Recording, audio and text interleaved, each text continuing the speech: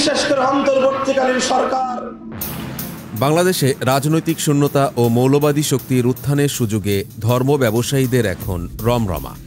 নারী কেলেঙ্কারি, শিক্ষার্থী বলাৎকার থেকে উগ্রবাদ প্রচার, সব ক্ষেত্রেই এগিয়ে থাকাদের একজন হেফাজত নেতা মাওলানা মামুনুল হক।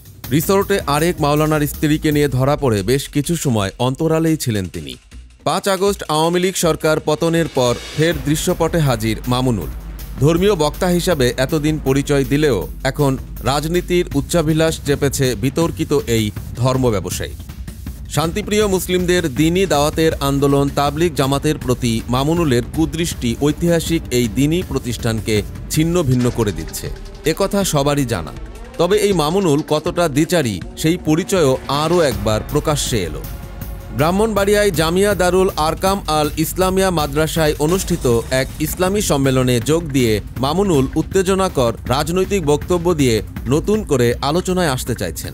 বক্তৃতায় মামুনুল হক বলেন, 1971 সাল বাংলাদেশের গৌরবময় বছর এবং 1972 সাল বাংলাদেশের জন্য কলঙ্কের বছর।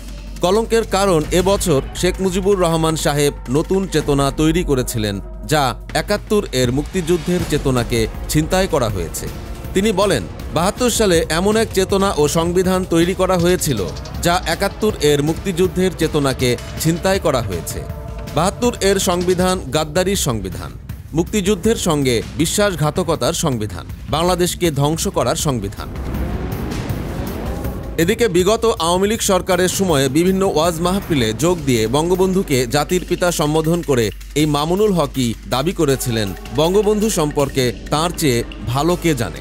তার পিতার সঙ্গে বঙ্গবন্ধুর সম্পর্কের কথা স্বীকার করে বাঙালির জাতির জনকের প্রতি সম্মানসূচক অজস্র বিশ্লেষণও বলতে শোনা গেছে মামুনুলের কণ্ঠে। বাংলাদেশের স্বাধীনতার স্থপতি বঙ্গবন্ধু শেখ মুজিবুর রহমান এখন ক্ষমতার পট পরিবর্তনে 90 ডিগ্রি পোল্টি নিয়ে বঙ্গবন্ধুকে বিশ্বাসঘাতক বলতেও মুখে আটকাচ্ছে না মামুনুলের। সোশ্যাল মিডিয়ায় মামুনুলের দ্বিচারিতার বিভিন্ন ভিডিও ছড়িয়ে পড়েছে। তাতে সাধারণ মানুষ তার চরিত্র উন্মোচন করে একজন লম্পট ও মুনাফেক হিসাবেই তাকে আখ্যায়িত করছে। প্রিয় দর্শক, সমকালীন সব চমৎকার খবর ও বিশ্লেষণ দেখতে সাবস্ক্রাইব করুন আমাদের চ্যানেলটি।